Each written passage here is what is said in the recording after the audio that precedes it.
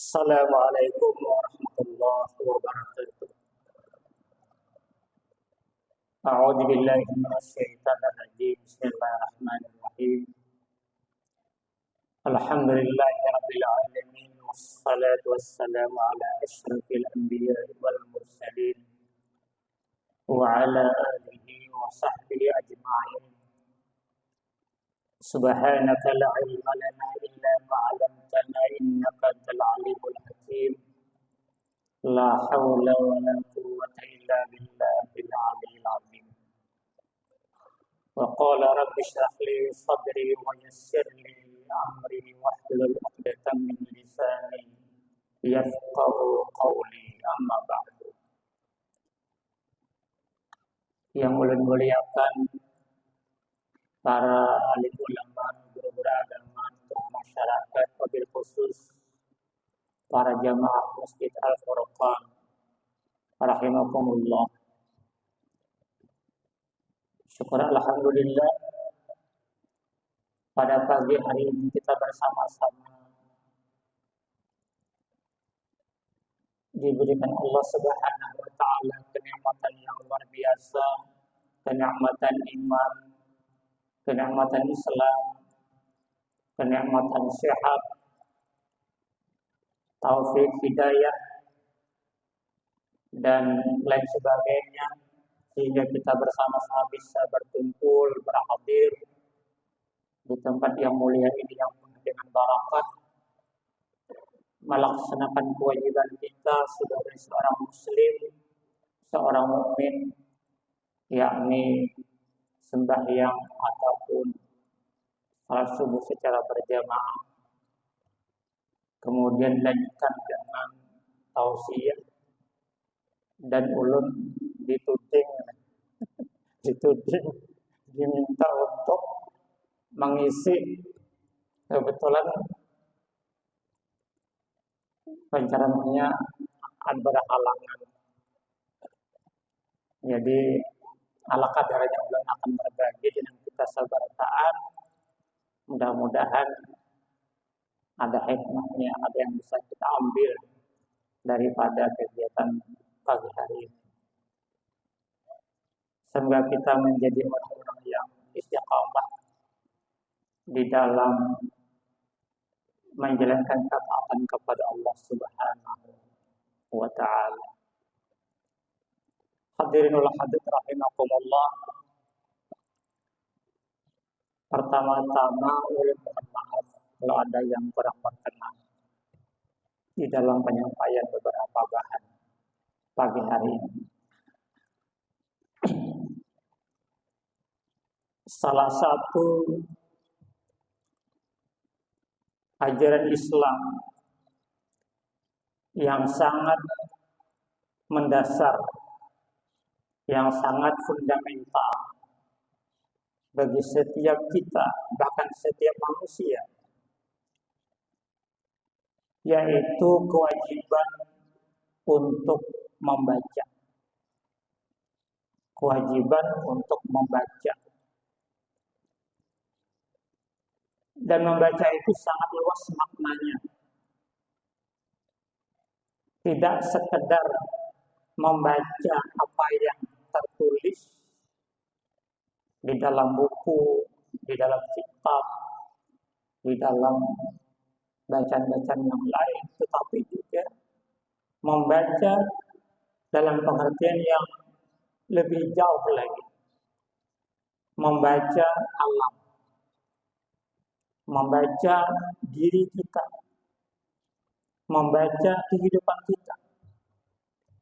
Dan apapun yang terjadi, haruslah kita baca, dan kita baca dengan makna, bukan sekedar membaca di permukaan. Allah Subhanahu wa taala menurunkan ayat yang pertama itu justru perintah membaca. Perintah membaca. Supaya masyarakat muslim ini betul-betul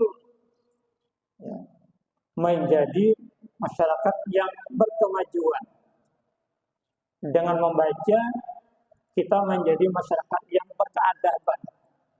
Ya. Allah berfirman dalam Al-Quran surah Al-Alaq 1-5 itu adalah membaca isinya. A'udzubillahi minasyaitonirrajim. Bismillahirrahmanirrahim. Iqra bismi rabbikal ladzi khalaq. Bacalah dengan menyebut nama Tuhanmu yang telah menjadikan. Menjadikan apa? Menjadikan kita semua. Dan ternyata perintah membaca ini ya, di awal-awal abad kedatangan Islam itu sangat luar biasa. Ya. Zaman Rasulullah, zaman sahabat, kemudian zaman Khalifah Umayyah, zaman Khalifah Abbasiyah, yang melahirkan peradaban Islam yang sangat luar biasa selama 7 abad lamanya. Ya. Islam menjadi pusat perhatian dunia. Ya. Cordoba di Baghdad itu menjadi pusat peradaban dunia, menjadi contoh masyarakat dunia bahkan Eropa. Penterjemahan buku-buku Islam, ya. Kemudian juga perpustakaan menjadi sumber bacaan seluruh masyarakat dunia, yang melahirkan tokoh-tokoh besar seperti Imam Al-Ghazali, Al-Kindi, Al-Farabi, Ibnu Sina, Ibnu Rushd, yang sekarang ini banyak dibaca buku-bukunya oleh orang-orang barat. Ibnu Sina atau Apecin, ahli kedokteran. Ibnu Rushd itu ahli filsafat. Al-Jabbar dan lain sebagainya. Tetapi kemudian masyarakat Muslim terlena dengan kemajuannya. Kemudian terjadi berbagai macam problem internal, perebutan kekuasaan dan sebagainya. Maka beralih peradaban yang begitu maju, yang begitu hebat ke tangan orang-orang non-Muslim. Dan kita terpuruk hampir 7 abad lamanya, tertinggal. Ya. Negara-negara Muslim dijajah oleh orang-orang non-Muslim, dan sekarang alhamdulillah kita kembali bangkit untuk mengejar ketertinggalan kita. Masyarakat Muslim yang tadinya punya ajaran Iqra itu lama dilupakan orang. Orang tidak peduli dengan membaca, asik dengan kehidupannya sendiri-sendiri. Tidak ada penelitian yang memadai, tidak ada pembahasan ilmiah yang memadai.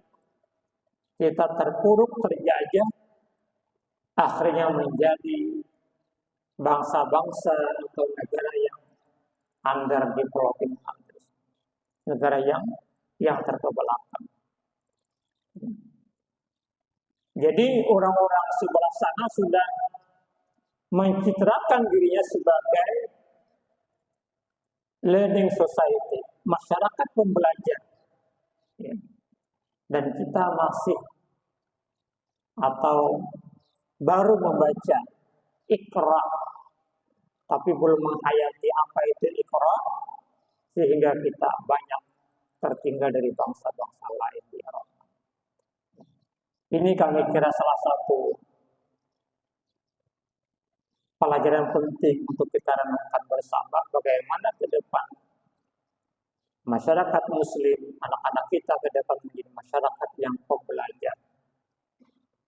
Masyarakat yang melek dengan pengetahuan dan teknologi, masyarakat yang bisa membaca alam, yang bisa membaca ayat, tidak hanya ayat qauliyah, ya, ayat-ayat yang terdapat dalam Al-Quran, tapi juga ayat-ayat kauniyah, ayat-ayat alam yang justru menopang kehidupan kita, yang justru menjadi lahan amal kita untuk kita sampai kepada alam akhirat, untuk kita bisa melakukan tugas-tugas kekhalifahan dan tugas-tugas kehambaan yang lebih maksimal kepada Allah Subhanahu wa Ta'ala. Kita banyak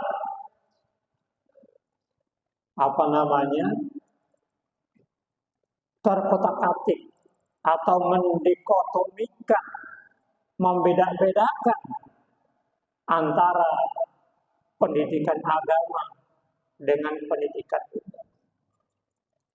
Kita belum mampu mengintegrasikan, menyatukan antara ayat-ayat qauliyah dengan ayat-ayat kauniyah. Bapak-Ibu sekalian, kita sering membaca surah yang berkaitan dengan haji. Bahkan ketika akan berangkat haji itu selalu dibacakan tentang haji. Dan bahkan kita hafal. Tetapi kita tidak pernah berpikir bagaimana menciptakan sarana haji berupa transportasi misalnya.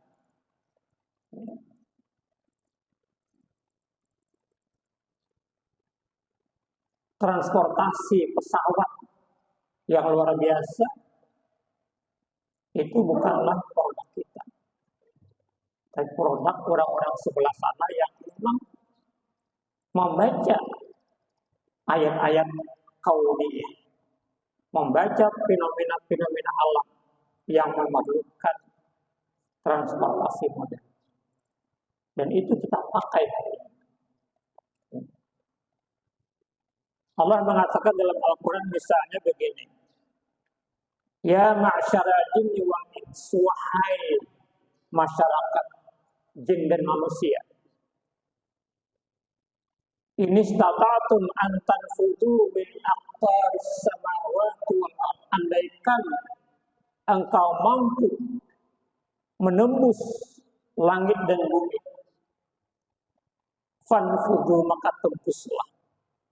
La tanfuduna illa bisultan, engkau tidak bisa menembus kecuali dengan kekuatan, bisultan, kekuatan. Nah, kita bisanya hanya menyebut sultan, bahkan menamakan anak namanya sultan, anak dinamai sultan. Tetapi apa arti sultan? Ini ditangkap oleh orang-orang barat hari ini. Ternyata sultan itu adalah kemampuan, pengetahuan dan teknologi yang dengan itu mereka bisa menembus angkasa raya, membuat berbagai macam pesawat yang justru kita gunakan untuk kepentingan ibadah kita, terutama kepentingan ibadah haji. Ini yang barangkali luput dari pengamatan kita. Jadi sebenarnya Islam itu mengajarkan tentang ibadah, tetapi juga mengajarkan sarana beribadah. Ibadahnya sendiri adalah lebih kita katakan hablum minallah, tetapi pembuatan sarana ibadah, pembuatan pesawat terbang, pembuatan gedung megah seperti ini, sound system seperti ini adalah dalam kerangka hablum minallah, hubungan dengan manusia. Artinya apa? Hubungan dengan Allah harus ditopang dengan hubungan antar manusia. Bapak sekalian rahimahullah. Di dalam salat kita diwajibkan untuk paham, untuk bersuci. Dan itu wajib. Yang kita kenal hanya kita bersuci dengan cara mandi. Kita bersuci dengan cara wudhu.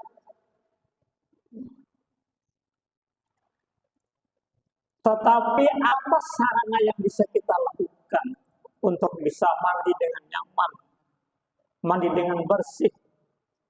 Ya. Itulah yang kemudian melahirkan pabrik-pabrik besar. Ya. Pabrik sabun, ya kan? Pabrik sampo, apalagi banyak. Ya. Yang membantu kita supaya kita benar-benar suci, benar-benar bersih. Kita mengira sabun itu bukan barang yang terkait dengan ibadah kita, itu terkait itu. Ya. Sabun membantu kita untuk bisa bersih. Ya. Rasul menyuruh kita, bahkan Quran menyuruh kita juga. Ketika kita akan salat, ya, gunakanlah baju-baju yang bagus. Bahkan menggunakan parfum yang harum. Pertanyaan kita adalah, siapa yang membuat baju kita ini? Siapa yang menenun kain? Ya. Sehingga kita punya baju bagus.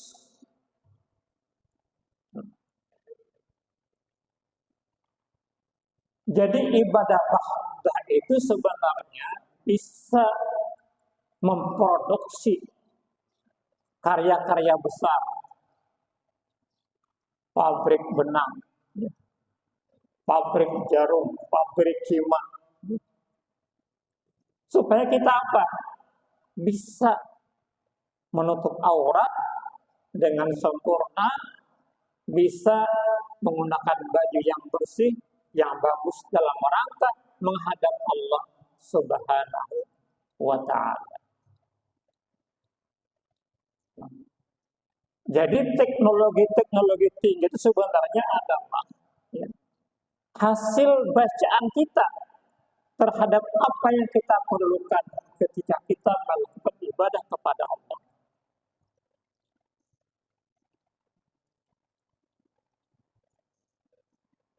Kita bisa bayangkan kalau tidak ada pabrik kain, ya kan?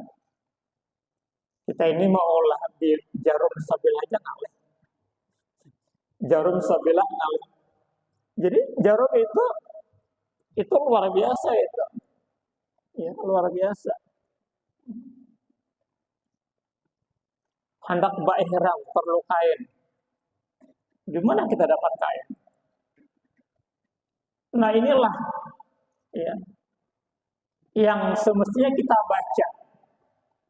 Kita perlu ibadah, kita juga perlu sarana ibadah yang nyaman.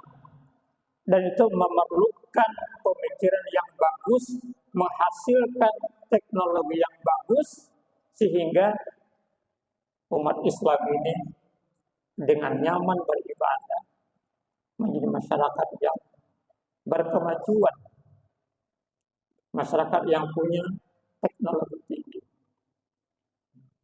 Tetapi kita sering terpukau hanya kepada ayat-ayat qauliyah, terpukau kepada teks-teks yang kita baca tanpa kita berikan makna, tanpa kita berikan sentuhan yang lebih jauh.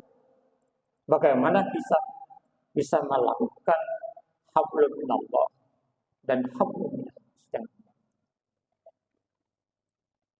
Quran menyatakan kita ini akan sengsara kalau kita tidak mendapatkan dua hubungan ini. Hablum minallah, hablum minannas. Jadi makna hablum bukan sekedar berteman, bukan sekedar bersosial, tetapi bermuamalah, ya, menciptakan berbagai banyak hal yang menopang hablum minallah.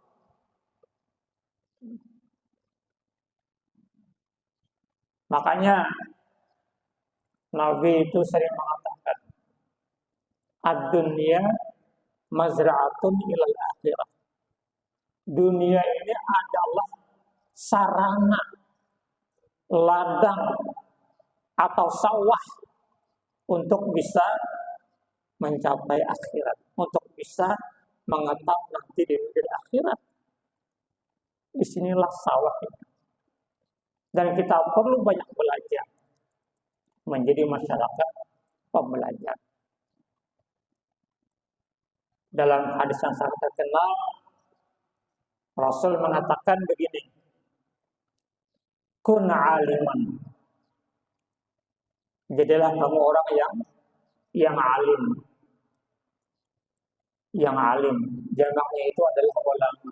Kun aliman. Ini adalah tingkat yang pertama. Au muta'alliman, atau menjadi orang yang pembelajar. Orang yang pembelajar, orang yang suka belajar. Jadi kalau kawan jadi alim itu orang yang kemudian memberikan pengetahuan kepada orang lain, itu alim. Atau menjadi pembelajar, orang yang suka belajar. Yang ketiga kata Rasulullah, au mustami'an, jadi pendengar. Jadi pendengar. Nah, ulun ingin jelaskan sedikit. Rasul menggunakan kata-kata mustami'. Mustami' itu asalnya istama'a. Istama'a yastami'u mustami'an. Ada lagi yang juga mendengar menggunakan kata-kata sami'a. Sami'a itu mendengar. Jadi kalau kita berjalan, kemudian ada orang mengobrol, kita mendengar, itu ngarannya sami'a. Sami'a. Ya. Pelakunya disebut dengan sami'. Pendengar juga artinya. Tapi kalau ada orang mengobrol di jalan, lalu kita berhenti mendengarkan, memperhatikan apa isinya ini kira-kira obrolan itu. Itu bahasa Arabnya mustami'. Mendengar dengan penuh perhatian. Jadi kalau Bapak Ibu ada di belakang masjid sana, kemudian mendengar biasa aja, itu namanya sami'a. Tapi walaupun sambil bakakaut di belakang, mendengarkan dengan seksama, itu namanya mustami'. Mendengarkan dengan penuh perhatian. Nah, Nabi mengajarkan, jadilah kamu mustami'. Jadilah kamu pendengar aktif yang bisa memperhatikan, bahkan mungkin mereproduksi, mengulang kembali. Yang keempat, Nabi mengatakan, au muhibban, jadilah kamu pecinta ilmu, ya, cinta akan ilmu, ya. Orang sering mengatakan cinta ilmu itu ya cinta ilmu bisa, atau membantu orang yang mencari ilmu, atau membantu orang di dalam melakukan majelis ilmu, itu namanya muhibban, ya, muhibban. Ya, ada majelis menyumbang kurma 20 kilo gitu. Ada guru mengajar di kampung, kada bagaji julungi zakat 10 balik. Jadi orang ini kada belajar, kada alim, kadang mendengar tapi dia muhibbah, cinta kepada ilmu. Ya. Itu juga salah satu ajaran Islam supaya nanti kita ini menjadi masyarakat yang pembelajar. Nah, kata Rasulullah, wala takun khamisan, jangan jadi orang yang kelima. Jangan jadi orang yang kelima. Alim kada, belajar kada, mendengar kada, cinta kada, locong bertahan. Ya. Apa kata Rasulullah? Fatu belika, kamu akan celaka. Kamu akan celaka. Nah.